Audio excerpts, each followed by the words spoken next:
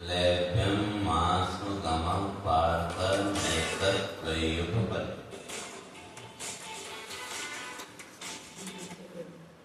इसलिए भगवान कहते हैं लैभ्यम, लैभ्य का नपुंसकता। तो यहाँ सीधे सीधे अगर कहें तो जो मन की जो कमजोरी है, तो यहाँ मन की जो कमजोरी है भगवान कहते हैं उसको छोड़ करके तुम तैयार हो जाओ। क्यों? नैतत्त्वयुपपद्यते, ये तुम्हारे लिए ठीक। जो अर्जुन ने कहा कि मैं कैसे युद्ध करूंगा, तो इसलिए भगवान कहते हैं सब क्षुद्रम हृदय दौर्बल्यम। तो हृदय की जो दुर्बलता है, मन की जो दुर्बलता है, इसको पीछे छोड़ करके तुम अपने कर्तव्य के मार्ग पर तो खड़े हो जाओ। तो इस तरह से भगवान ने समझाया।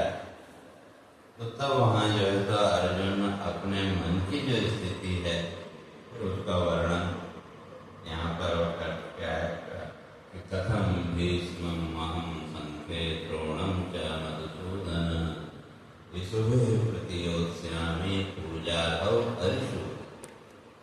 तो यहाँ जो अरिशूदन, तो ये संबोधन भगवान के लिए। तो कहा भगवान आप तो शत्रुओं का नाश करने वाले, तो इसलिए वहाँ संबोधन क्या है कि अरिशूदन। तो हर जगह भगवद गीता में अगर आप देखो, भगवान ने भी अर्जुन के लिए अलग अलग शब्दों का प्रयोग किया और अर्जुन ने भी भगवान के संबोधन के लिए अलग अलग शब्दों का प्रयोग किया। तो जहाँ जैसा प्रसंग उसके अनुसार शब्दों का। इसलिए अर्जुन कहता आप तो अरिशूदन, आप तो शत्रुओं का नाश करने में समर्थ का। जब आप में तो फिर मुझे लड़ने की क्या जरूरत? आपका नाम भी क्या है? अरिशूदन का। आप सब शत्रुओं का नाश कर सकते हैं, तो फिर मेरे को लड़ने की क्या जरूरत? क्यों?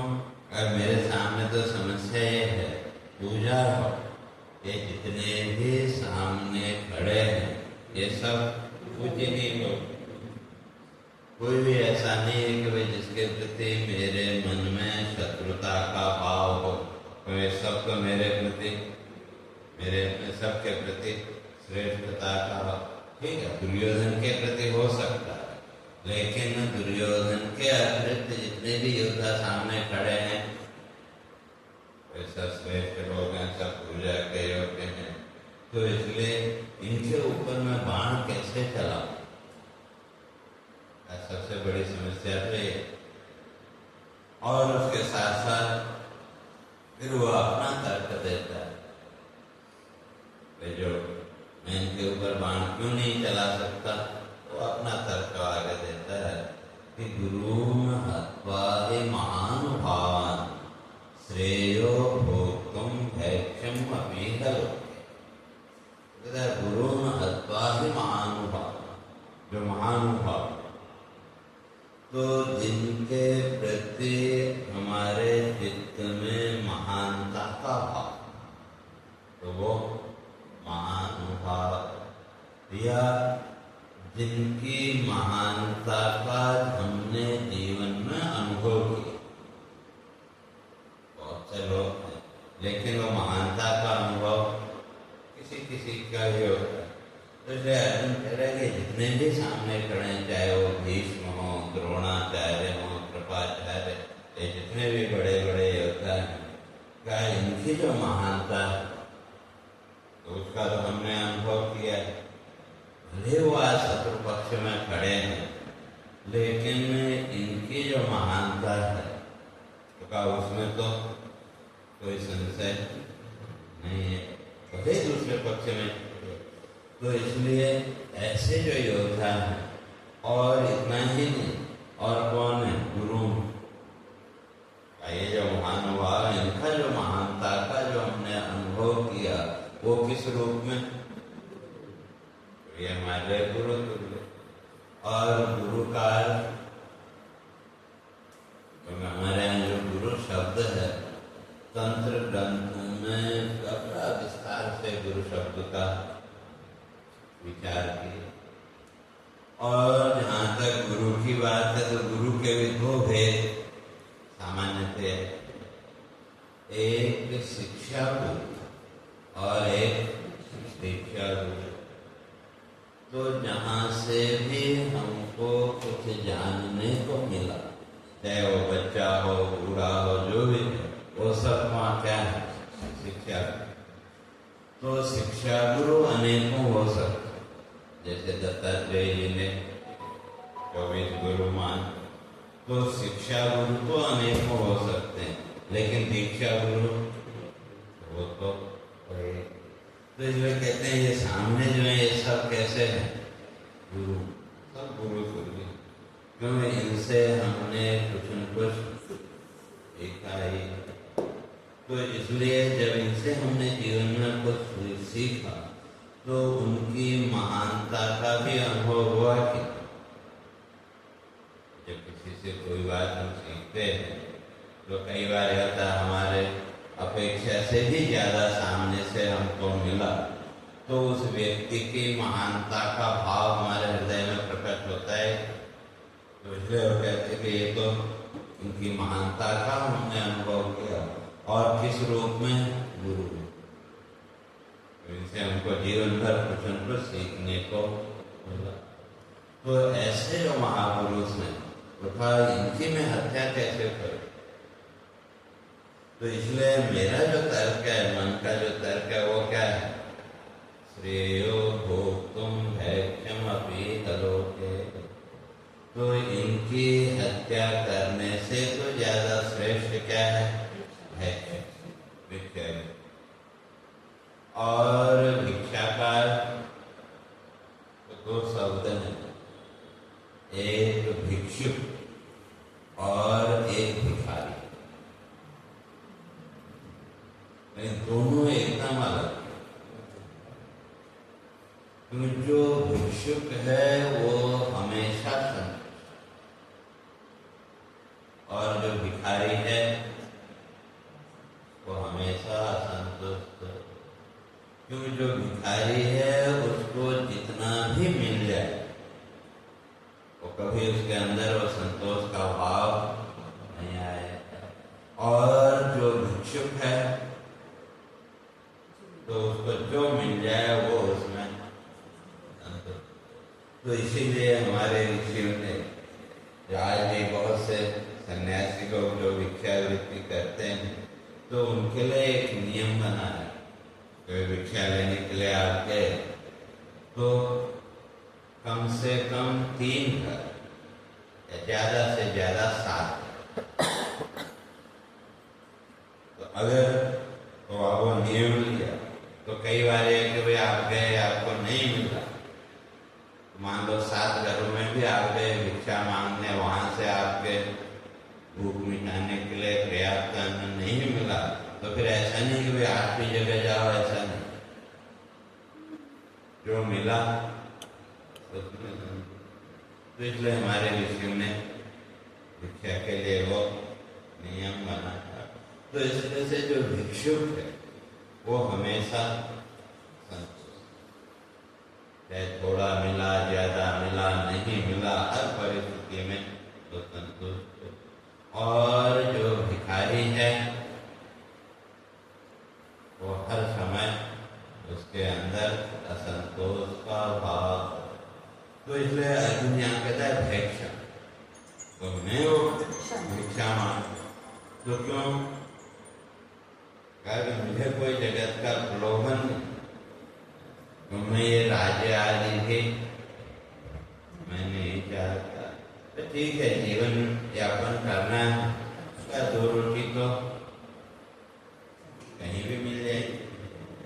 तो इसलिए ये जो पाप है अपने गुरुजनों की हत्या, या हमारे लिए जो हमारे गुरु श्रेष्ठ हैं, गुरु तुल्य जो लोग हैं, उनकी हत्या करने की अपेक्षा तो मैं क्या मानता हूँ? श्रेयो भोक्तुम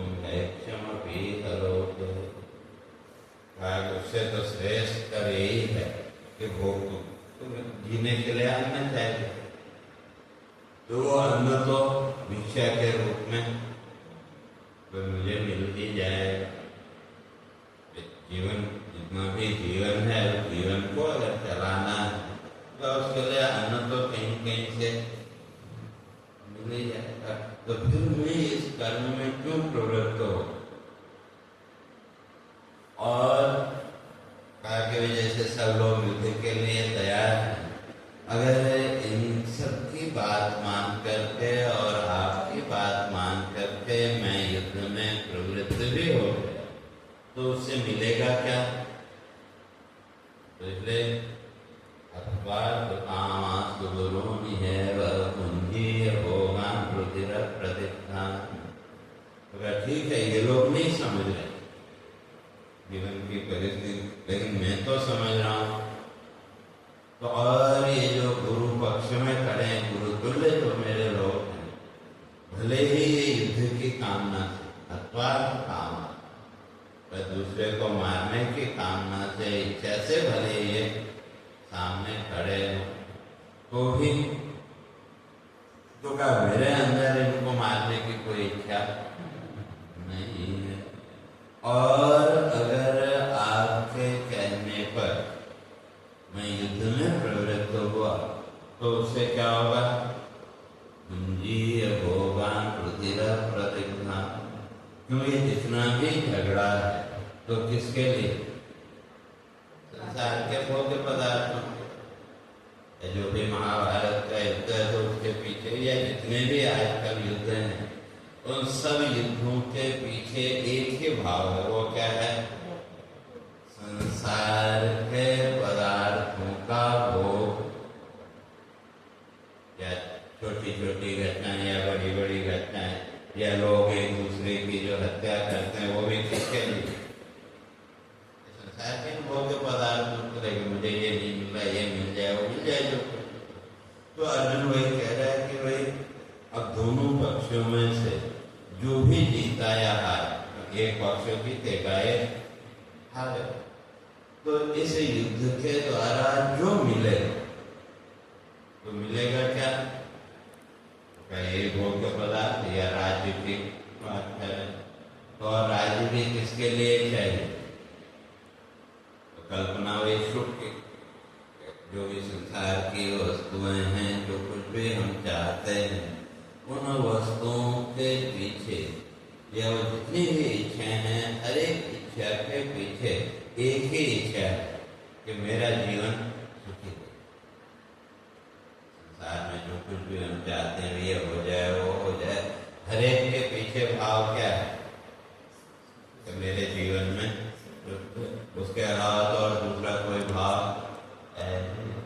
और जो लोग अपराध करते हैं, पाप करते हैं, तो उनके अंदर भी वही भाव है। ठीक है, वो रास्ता उन्होंने। तो इसलिए अर्जुन यहाँ कह रहे हैं कि भाई युद्ध जब मैं करूँगा तो उससे मिलेगा क्या? इन भोगों को युद्ध के बाद हम भोगेंगे, अर्थात जो भी युद्ध के बाद जीवित रहेगा, जीवन का जो भी भोग है वो तो भोगना पड़ेगा। और ये संसार के पदार्थों का भोग भोगना, तो ये सारे के सारे भोग्य पदार्थ जिनका हम भोग करेंगे तो भुंजीय भोग, तो ये सब कैसे होंगे? रुधिर प्रतिष्ठान। तो जब ये पदार्थ हमारे सामने आए तो उन पदार्थों के सामने आते ही और रक्त दिखाई देगा कि? तो इसलिए कालिदास ने लिखा पापी पापम मासन कर। जो भी अपराध या जो पाप है तो वो कभी भी मनुष्य का पीछा नहीं करता। वो चाहे अपराध जानबूझ के हमने किया हो या अनजाने में किया हो, तो उसके द्वारा जो कुछ भी हमको जीवन में मिला, जो भी भोग्य पदार्थ मिले, तो एक बार तो उसकी स्मृति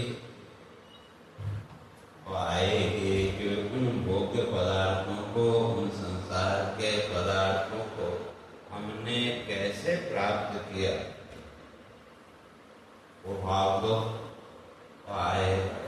तो इसलिए अर्जुन कह रहा है कि जब ये युद्ध के बाद जब ये भोग्य पदार्थ हमारे सामने आएंगे, जब जीवन आगे बढ़ेगा, तो क्या उस जीवन में फिर हमको क्या दिखेगा?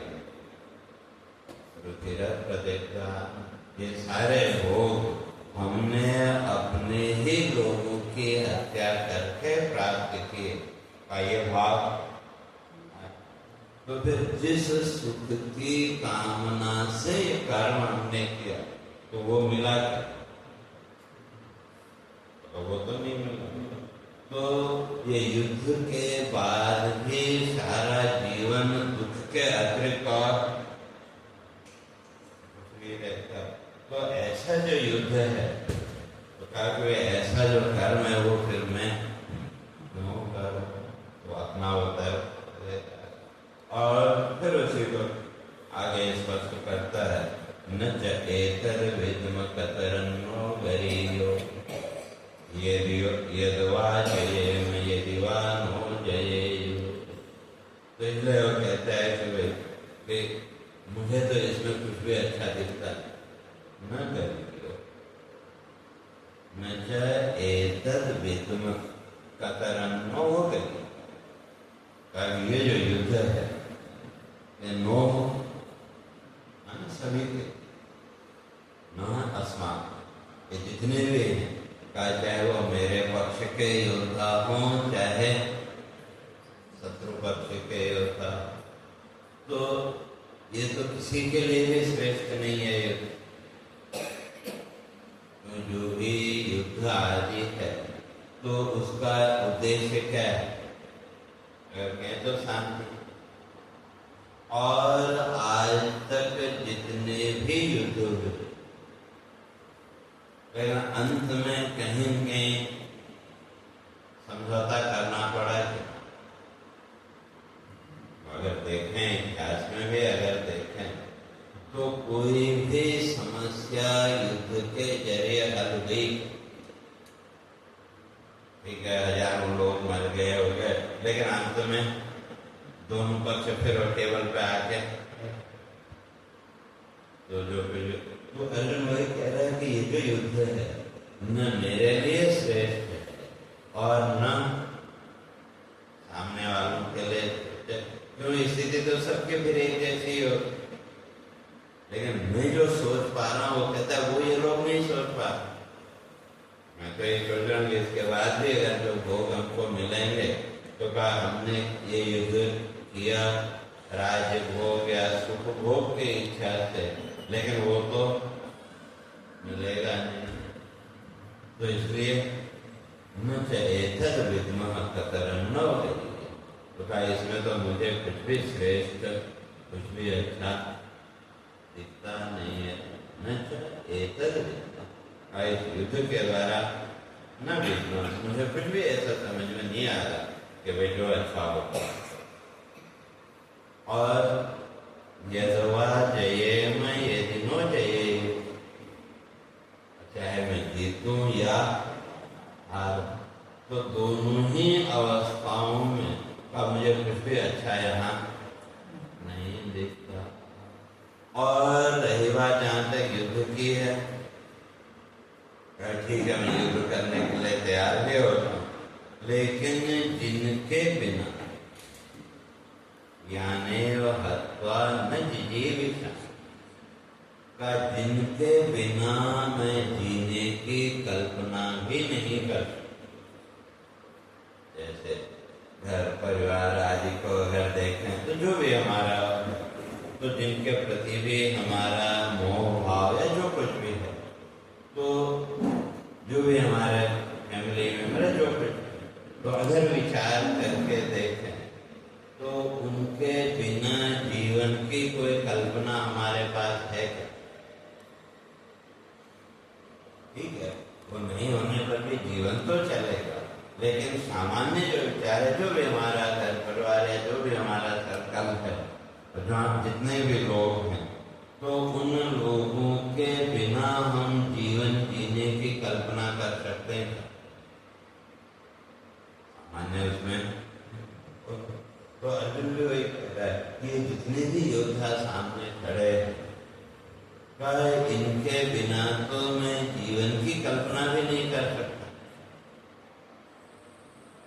जो चाहे भीष्म है, द्रोणाचार्य आदि हैं, का जो ये पूरा जीवन तो इन्हीं का प्रसाद है एक तरह से। भाई इन्हीं से हमने जीवन के जो भी ऊंच नीच जो कुछ भी है वो इन्हीं से हमने सीखा। और इनके बिना अब मेरे पास तो जीवन की कोई और कल्पना है, तो इसलिए ज्ञाने व हत्वा न जीव, तो इनको मार करके मैं जीने की कल्पना भी नहीं कर सकता। हे वस्तुते प्रमुखे धातराष्ट्र, तो क्या ये धृतराष्ट्र की सेना में वही जो है तो प्रमुख रूप से खड़े, तो क्या ऐसी स्थिति में मैं युद्ध करूं तो कैसे करूं? जो भी योद्धा सामने दिखाई दे रहे हैं वे सब कोई कोई अगर देखें तो रिश्ते की अगर बात करें तो सब रिश्तेदार ही, और इनके बिना तो हम जीवन की कल्पना भी नहीं कर सकते। तो वही जो तो मेरे सामने खड़े हैं, तो क्या ऐसी स्थिति में आप भी बताओ मैं कैसे युद्ध करूं? तो इसलिए मेरा निश्चय तो क्या है, मैं युद्ध नहीं करूंगा। कहते मेरा जो निर्णय है, मेरा जो निश्चय है। और फिर आगे कहता है तुम अभी अर्जुन दुविधा में, तो इसलिए आगे कहता है कि अब ऐसी स्थिति में अब दोनों पक्ष, एक तरफ दुर्योधन की जो बुराइयां, दुर्योधन की जो दुष्टता, दुर्योधन के माध्यम से पांडवों को और जो दूसरे प्रजा उसको जो दुख मिल रहा वो भी सामने, और दूसरी तरफ ये जो गुरुजन लोग सामने खड़े हैं का उनके प्रति जो एक श्रेष्ठता का भाव हो, तो दोनों भाव साथ साथ, तो अब वो दुविधा हो गई कि एक तरफ संसार को कहें या उसको कहें उस व्यक्ति की दुष्टता से भी बचाना, और दूसरी तरफ उसके समर्थन में जो है तो जो अपने श्रेष्ठ, जो अपने पूज्य लोग हैं वो सामने खड़े हैं। तो इसलिए कहता है ऐसी अवस्था में मैं करूं तो करूं क्या? तो मैं ये भी नहीं कह सकता है कि मैं युद्ध नहीं करूंगा, तो अगर युद्ध करता हूं तो अब मैं जीतूं या ये जीते, जो लेकिन मृत्यु तो होगी, वे मारे जाएंगे, और जिनके बिना हम जीने की कल्पना भी नहीं कर सकते का उनको भी मारना पड़ा। तो इसलिए ये जो दो वृत्तियां मन की, तो इसने क्या कर दिया, कार्पण्य दोषो बहत स्वभाव पृच्छामि त्वां धर्म सम्मोह चेता। तो इसलिए वो कहता है भगवान मैं अब आपसे ही पूछता कि मुझे क्या करना चाहिए, क्यों? कार्पण्य दोष, तो क्या मेरे हृदय में वो कृपण था, कंजूसी का। तो दोनों वृत्तियां सामने खड़ी, एक तरफ दुर्योधन की दुष्टता भी और दूसरी तरफ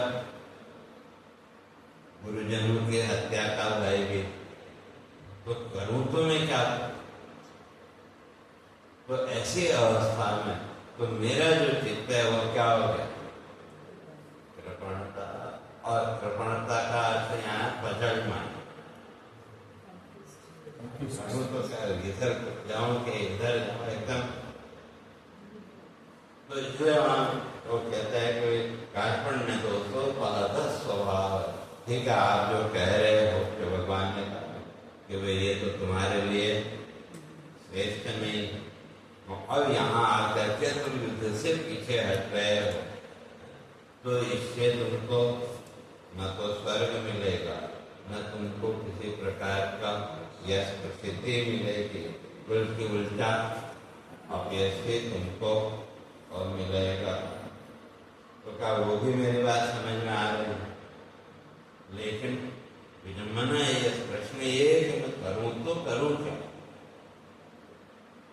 तो इसलिए तो अब ये जो कृपणता है, ये जो दोनों वृत्तियां हैं पाप और पुण्य की, इन दोनों वृत्तियों ने क्या किया, एक तो मेरे अंदर हो कंफ्यूजन कि ये सही कि ये सही, और इसने क्या किया, अपहत स्वभाव, मेरा जो स्वभाव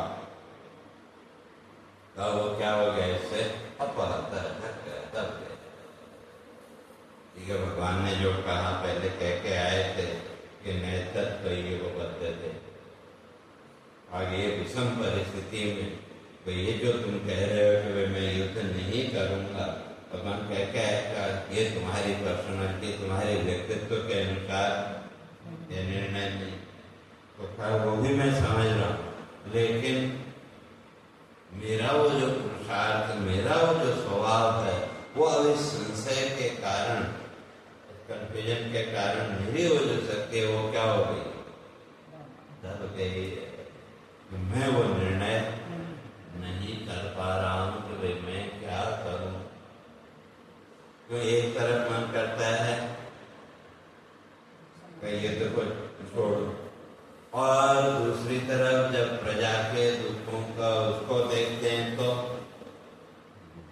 दुर्योधन को यहाँ से अचानक वो, तो अब उसके स्थान पर फिर किसको वो करे, वो भी विकल्प मेरे सामने, अगर वो विकल्प हो तो चलो इसको हटा के भाई तो बाकी बैठे, तो वो भी स्थिति नहीं।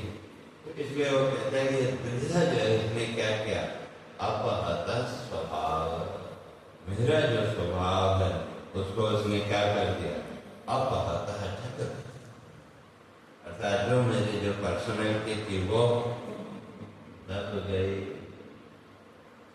और वो होता भी सामान्य जीवन में अगर देखें, जब ऐसी दुविधा कभी आ जाए तो हमारी सारी शक्ति, हमारी सारी योग्यता सब दब जाती है।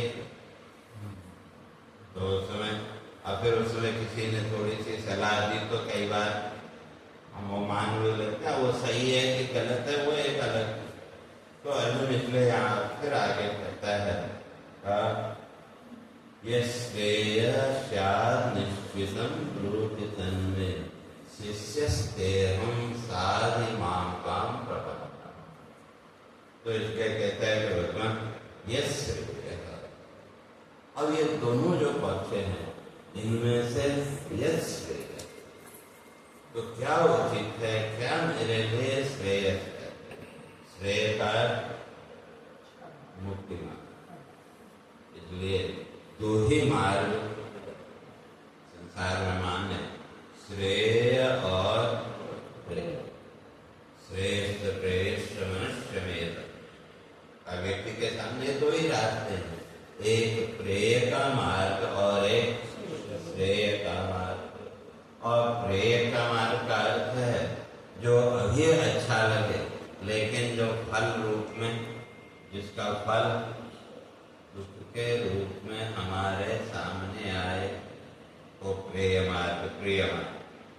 और जो श्रेय का मार्ग है अभी कठिन लगे, लेकिन उसका जो फल है वो सुख के रूप में सामने आएगा।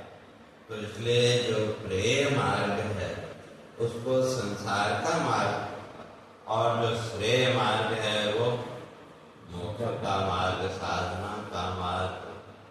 तो इसलिए अर्जुन कह रहा है कि वे ये श्रेय, ये जो दुविधा मेरे मन के अंदर कि युद्ध करूं या नहीं करूं, मैं युद्ध छोड़ के जाऊं या क्या करूं, मेरे अंदर वो दुविधा, इसलिए इससे मैं कैसे बाहर निकलूं, यस एक दुविधा से मुझे पहले बाहर निकालो तो मैं निश्चय करूं कोई युद्ध करना या नहीं करना। इसलिए यह श्रेय स्यात् निश्चितम ब्रूहि, इसलिए वो जो कैसा निश्चितम, फिर उसमें ऐसा होता तो ऐसा होता तो वो नहीं, एकदम पक्का तो फिर वहाँ कोई संशय की स्थिति न, इसलिए ऐसा वो जो निश्चित जो मार्ग है का वो आप मुझे बताओ। तो क्यों शिष्यस्ते हम। देखो इससे पहले तक अर्जुन भगवान को क्या मानता है? सका मित्र रूप। लेकिन यहाँ आकर के उसने स्वीकार किया कि शिष्यस्ते, मैं तुम्हारा शिष्य बनने के लिए तैयार हूँ। और इसलिए अभी तक भगवान ने भी अर्जुन को कोई उपदेश नहीं, जो गीता का ज्ञान है वह इतने वर्षों से और साथ में थे, तो पहले भी तो ये सब समझा सकते थे कि तो अगर महाभारत के युद्ध को अगर देखें तो उस समय ये जितने भी योद्धा थे, या पांडव या कौरवों की अगर बात करें तो कितनी उम्र, अगर वो कैलकुलेट करें तो सब सीनियर सिटीजन की श्रेणी में, सब 65-70 वो उम्र उसमें युद्ध के समय तक। तो इतने वर्षों तक भगवान साथ में रहे, तो अर्जुन को पहले क्यों नहीं समझा? इसलिए हमारे यहाँ ऋषि ने इस बात को स्पष्ट किया कि बिना जिज्ञासा के वो तत्वबोध किसी को नहीं देना चाहिए। अगर सामने वाले के अंदर वो क्यूरियोसिटी है, के अंदर है, तो उसको, अगर उसके अंदर जिज्ञासा ही नहीं है तो उसको बताने का कोई फायदा क्यों? उसमें आप अपनी एनर्जी वेस्ट करें। आप बताएंगे, समझाएंगे तो आपकी ऊर्जा तो नष्ट होगी, आपकी ऊर्जा नष्ट हुई, लेकिन सामने वाले को कोई लाभ उससे मिला। तो इसलिए हमारे ऋषियों ने वहाँ व्यवस्था बनाई कि बिना जिज्ञासा के, बिना क्यूरियोसिटी के, जो ये रहस्य की बातें हैं, जीवन के रहस्य की, वो कभी भी किसी को नहीं बतानी चाहिए। और कभी मोहवश या उसके कारण आपने बताया तो हो सकता है सामने वाला उसका मिसयूज करे। जैसे आजकल देखो तो पुस्तकों में पढ़ लिया आत्मा अजर अमर है, तो वो एक आध बात को लेकर के उसका मिसयूज करने वाले लोग भी नहीं थे। तो इसलिए यहाँ अर्जुन कहता है शिष्यस्ते। अब जाकर के अर्जुन ने उस शिष्यत्व का स्वीकार किया। तो इसलिए शिष्यस्ते हम तो फिर कहते हैं साधि माम त्वाम प्रपन्नम। तो कहा अब जो है तो मैं शिष्यत्व को स्वीकार करता हूँ।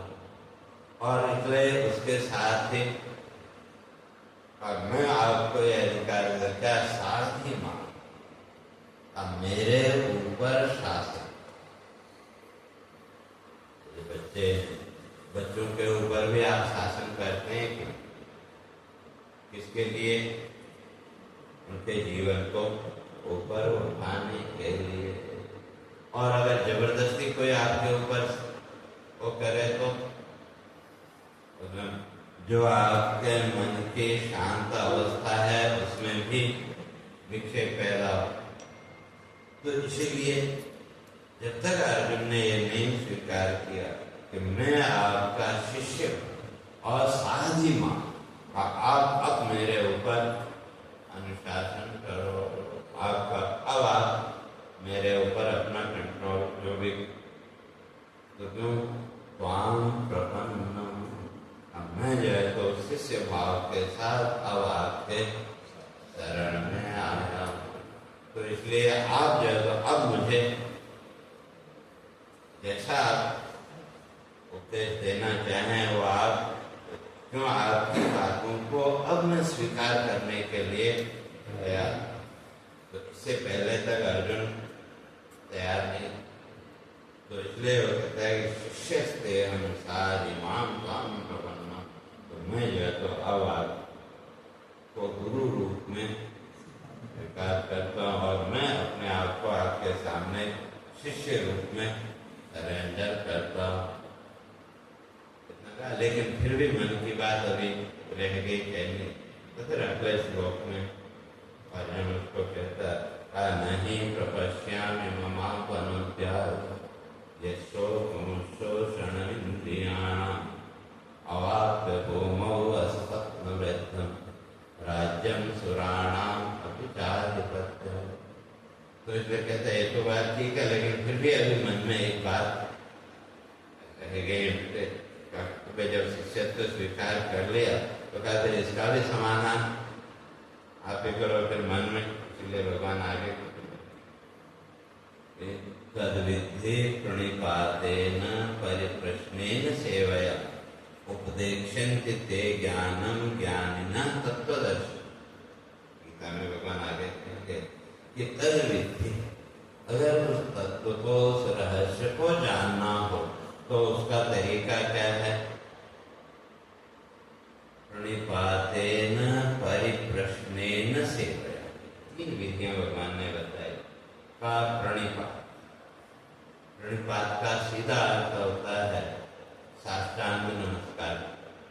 तो यहाँ प्रणिपात का तात्पर्य है कंप्लीट सरेंडर, अपना और फिर वहां किसी प्रकार का कोई ईगो न रहे। और भले ईगो नहीं, लेकिन मन में तो प्रश्न उठेंगे, तो इसलिए कहा परिप्रश्न। तो फिर वहां अगर मन में डाउट है तो कहा उसको भी पूछो। ऐसा नहीं कि भाई बोल दिया मान लिया, ऐसा नहीं। अगर मन में कोई डाउट उठता है तो उसको पूछो, उसको क्लियर करो। और तीसरा सेवा का सेवा का जो लौकिक उसमें वो मानते हैं वो भी। और जो श्रेष्ठ पुरुषों के जो वचन हैं उनको अपने जीवन में उतारना। तो अब ये जो तीन चीजें हैं, तो ये तीन चीजें जब होंगी तो तब उपदेक्षन्ति ते ज्ञानम ज्ञानिनः तत्त्वदर्शी। वो जो तत्ववेत्ता महापुरुष है तब जाकर के उस तत्व का उपदेश वो हमको हमारी योग्यता के अनुसार हो जाएंगे। तो ऐसे नहीं चले गए किसी के बारे में हमको ज्ञान दो। जैसे आजकल कई लोग विज्ञान की बात होती, उससे तो उसके लिए वो योग्यता भी हमारे अंदर वो होनी चाहिए। नहीं तो ऊपर से ऊपर बात। तो इसीलिए तो ऐसे फिर वो अपना ये तो सब चीजें ठीक है, लेकिन फिर भी मेरे मन में एक जो अभी उथल पुथल है, मैंने शिष्यत्व तो स्वीकार कर लिया, लेकिन अभी मेरे मन में जो उथल पुथल का मैं उसको भी स्पष्ट करना चाहता हूँ। तो क्या नहीं प्रपश्यामि ममापनुद्यात् यशो तमोशोषणम् इंद्रियाणाम्।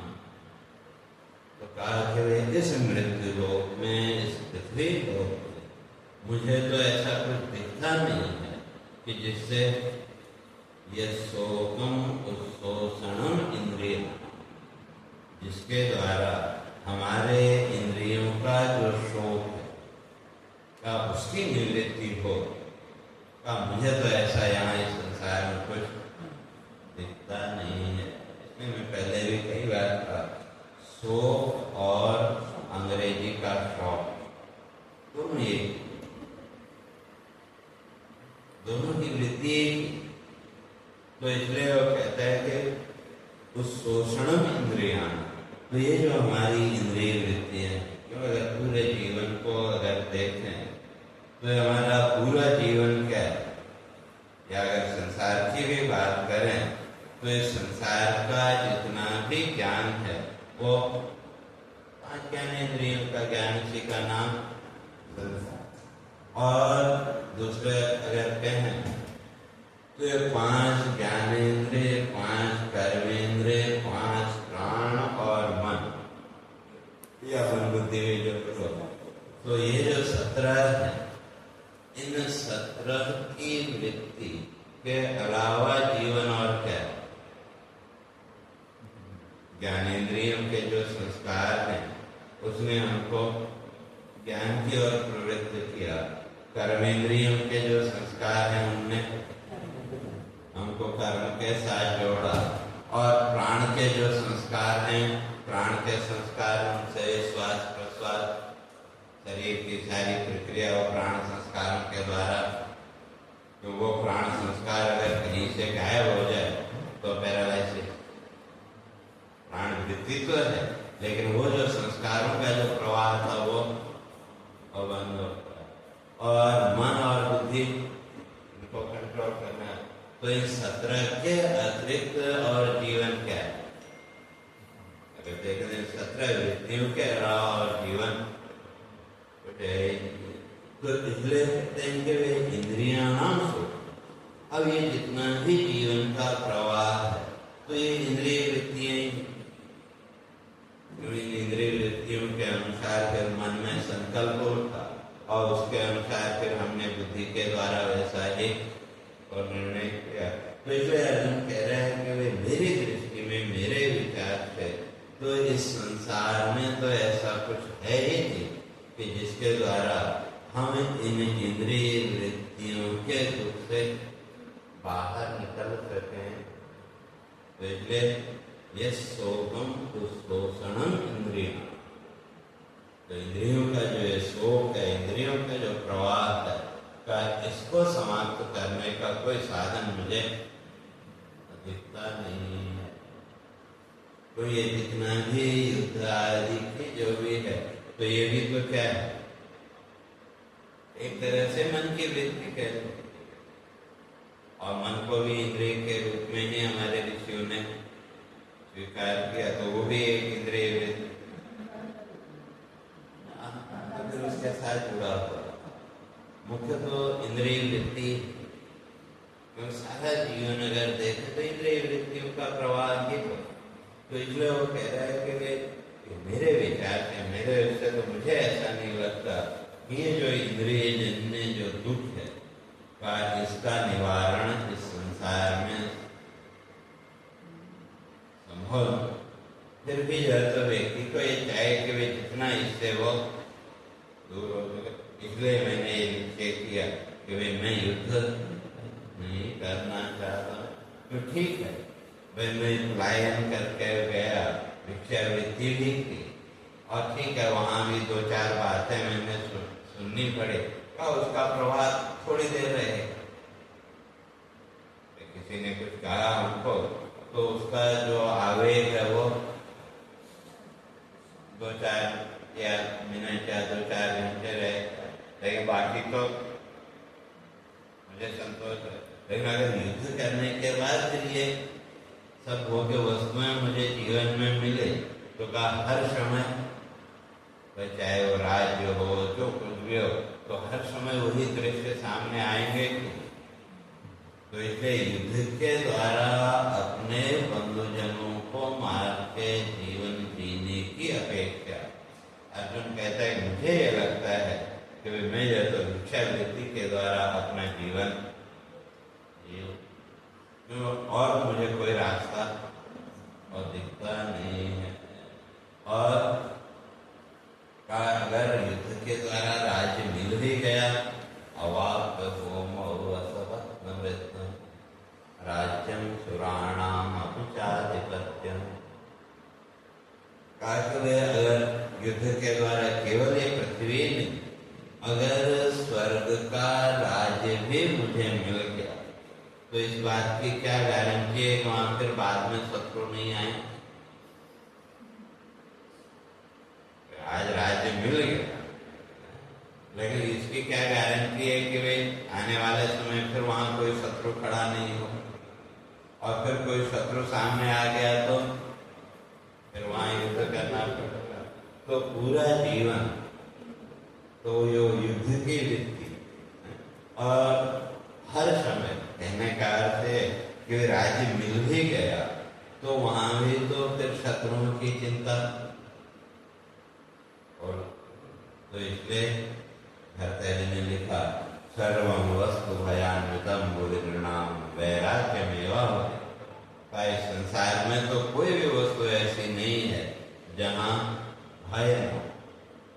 केवल एकमात्र वैराग्य ही है कि जिसमें किसी प्रकार का कोई भय। दूसरा बात कहता है कि मुझे अगर स्वर्ग का भी राज्य मिल जाए तो उस राज्य का भी मैं क्या करूं? एक तो अपने बंधुजनों को मारने का सोच, और दूसरा वो स्वर्ग का राज्य भी वो भी स्थायी नहीं, तो उसके छीनने का भी डर वो भी रहेगा। तो मैं सुखपूर्वक भी कहाँ पाऊँ? इसलिए सुख और शांति पूर्वक जीने के लिए मुझे तो ये लगता है कि मैं जो है तो ये युद्ध से बाहर निकल रहा हूँ। जिसको लड़ना है वो लड़े, लेकिन मैं जो है तो इस युद्ध क्षेत्र से बाहर और जाना चाहता हूँ। तो इस तरह से कह के अब वो जो तो भगवान के चरणों में मौन होके बैठ गया। तब भगवान फिर आगे उसको समझाते हैं तो उसकी चर्चा है। 10 मिनट और तो अब तो कहते हैं ऐसे राज्यम सुराणाम अभिचारिपत्य, तो देवताओं का राज्य भी अगर मिल जाए तो उसका भी कोई लाभ। तो तब यहाँ संजय कहते हैं कि वे एवं देशम गुड़ा केशा परंतप न योसेति गोविंदम उक्त्वा तूष्णीं भगवता। तो ये जो गीता का उपदेश है तो ये तो भगवान ने तो जो अर्जुन को सुनाया, लेकिन हमारे पास तो कहाँ से पहुंचा? संजय ने जो धृतराष्ट्र को समझाया और धृतराष्ट्र को भी कब बताया? युद्ध के 11वें दिन, जब भीष्म सरसैया पर गिर पड़े। उसके बाद उसके धृतराष्ट्र के अंदर जिज्ञासा हुई, जो पहले श्लोक में जो कहा मामका पांडवाश्चैव किम कुर्वत संजय। क्योंकि जब तक भीष्म पितामह खड़े थे तो तब तक धृतराष्ट्र को विश्वास था। भीष्म के पास तो इच्छा मृत्यु का वरदान, तो उनकी इच्छा के बिना तो उनको कोई मार नहीं सकता, और जब उनको कोई नहीं मार सकता तो काव्य हमारी पराजय हो नहीं सकती। भले महीनों या सालों वो युद्ध चलता रहे जैसे चल रहा है रूस और यूक्रेन, तो निश्चित। लेकिन जिस दिन भीष्म सरसैया पर गिर पड़े तो तब धृतराष्ट्र के अंदर वो जिज्ञासा पैदा हुई कि अब जो है तो मामका पांडवा, मेरे और पांडव मेरे पुत्र और पांडु के पुत्र क्या कर रहे हैं? तो वहां जिज्ञासा यही है कि भीष्म के सरसैया पर गिरने के बाद वह दोनों में समझौता हो गया या युद्ध चालू है? कैसा? तो तब जो है तो फिर जो संजय है उसने पहले दिन का जो वृत्तांत है वो 11वें दिन धृतराष्ट्र को सुनाया कि क्या क्या हुआ अभी। तो यहाँ कहते हैं एवं मुक्ता ऋषिकेशम गुड़ा केशः परंतप। तो यहाँ ऋषिकेश ये भगवान का संबोधन और गुड़ाकेश अर्जुन का संबोधन। तो ऋषिकेश ऋषिकाणाम इंद्रियाणाम ईश। तो ऋषिकेश का इंद्रियों का जो अधिपति, तो वो कौन? तो भगवान कृष्ण। और गुडाकेश गुडा का निद्राया, निद्रा को देखने वाला, निद्रा का जो तो वो कौन? अर्जुन। क्योंकि इस सृष्टि में दो को ही निद्रा जयी माना है, जिसका निद्रा के ऊपर जिसका कंट्रोल था, एक अर्जुन और दूसरे लक्ष्मण। ये दो ही व्यक्तित्व ऐसे हैं जिनका निद्रा के ऊपर पूरा कंट्रोल। तो इसलिए यहाँ जो बुढ़ा के तो बुढ़ा का निद्रया का जो निद्रा का है जिसने निद्रा को जीत लिया। तो और परंतपा का तो पहले तो ऐसे न योसे गोविंदम मुक्ता तुषीम बहु, એટલે वो जो अर्जुन निश्चय न योस्य, मैं युद्ध नहीं करूंगा, इस तरह से भगवान को बोल के कहते हैं वो जो है तो भगवान के पास बैठ गया। और तब तम उवाच ऋषिकेश प्रहसन् इव भारत, सेनयोरुभयोः मध्ये विषीदन्तम् इदं वच। तो तम उवाच ऋषिकेश, तो तब जो तो भगवान अर्जुन को संबोधित कर रहे हैं कैसे, प्रहसन् इव भारत, हल्का सा मुस्कुराते, जैसे कई बार छोटे बच्चे कोई बचकानी बात कह दें तो चेहरे पे हंसी आती है, कोई जोर से या खिलखिला के हंसते हैं ऐसा नहीं, हल्के से मुझे तो उसी तरह से। और कौन तो कहाँ उपदेश दिया, सेनयोर उदयो मध्य, दोनों सेनाओं के बीच में विषीदन्तम् इदं वच। और विषीदन्तम् ये भी भगवान का संबोधन, तो अर्थात जीवन के विषाद का अंत करने के जिसके अंदर सामर्थ्य है, तो वो जो सामर्थ्य, उस सामर्थ्य को दिखाने के लिए यहाँ विषीदन्तम्, तो जो विषाद को दूर करने के जिसके अंदर सामर्थ्य है, इदं वच, वो इस प्रकार से कहने लगे। तो क्या कहने लगे, तो अब अगर देखें तो भगवान ने गीता का जो उपदेश है आधे श्लोक में अर्जुन को दे, लेकिन उतने से कोई दूसरों के समझ में नहीं आता, तो इसलिए सिर्फ विस्तार। तो इसलिए ये जो 11वां श्लोक है, पूरी भगवत गीता इस 11वें श्लोक की ही व्याख्या। दूसरे अध्याय का जो 11वां श्लोक, असौच्यान्न शोचस्तुम प्रज्ञावादांच भाषते, गताशो न गताशोश्च नानुशोचन्ति पंडिता। तो इसलिए वहाँ अर्जुन को भगवान कहते हैं कि प्रज्ञावादांच भाषते, तुम जो बात कर रहे हो वो क्या है, प्रज्ञावाद, बुद्धिवाद। वहां कोई सार नहीं, केवल बुद्धिवाद। इसलिए जितना भी वेस्टर्न फिलोसॉफी है वो सब क्या है, बुद्धिवाद। जो बुद्धि सक्रिय होती है, ऐसा होना चाहिए, ये होना चाहिए, वो होना चाहिए, सब कुछ हम करते हैं। तो इसलिए भगवान कहते हैं कि ये जो भी तर्क तुमने दिए ये सब क्या है, प्रज्ञावाद। भाई बात तो बड़ी अच्छी करते, इसलिए यहाँ जो ये सब प्रज्ञावाद और प्राज्ञवाद दोनों शब्द हैं। पुरानी जो प्राचीन जो पुस्तकें हैं वहाँ प्राज्ञवादांश भाषते, ऐसा भी गीता के मूल में देखने को मिलता है। तो इसलिए यहाँ दोनों ही भगवान कहते हैं बातें तो तुम्हारी अच्छी, लेकिन ये सब क्या है, बुद्धिवाद या प्राज्ञवादांश। बात अच्छी कर रहे हो लेकिन मूर्खता। इसलिए जब प्राज्ञवादांश अर्थ करेंगे तो मूर्खतापूर्ण बात है, और जब प्रज्ञावादांश से करेंगे तो बुद्धिवाद। बातें अच्छी हैं, बड़ी अच्छी है, तर्क बड़े अच्छे हैं, लेकिन उसका निचोड़ कुछ नहीं, उसका सार कुछ नहीं, सुनने में अच्छी लगे।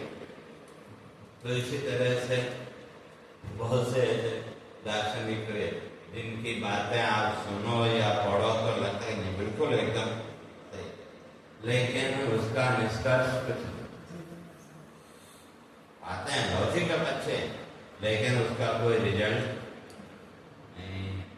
तो तो इसलिए वो कहते हैं कि तो प्रज्ञावादांश भाषते, और लेकिन क्यों वो मूर्खतापूर्ण या प्रज्ञावाद क्यों है?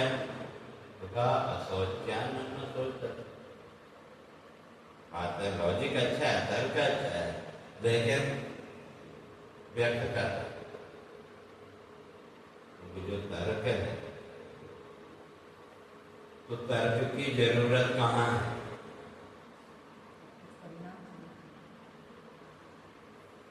अगर किसी वस्तु के बारे में आप बिल्कुल नहीं जानते तो वहां कोई तर्क कर सकते हैं क्या? और जिस वस्तु के बारे में आपने जान लिया तो वहां जरूरत नहीं, जब आप बीच में ज्ञान और अज्ञान जब दोनों के बीच में हमें, तो वहां तर्क के लेकिन तर्क के लॉजिक की अपनी कोई प्रतिष्ठा नहीं। इसलिए महर्षि हर्ष उन्होंने एक पुस्तक लिखी, खंडन खंड खाद्य खंडन।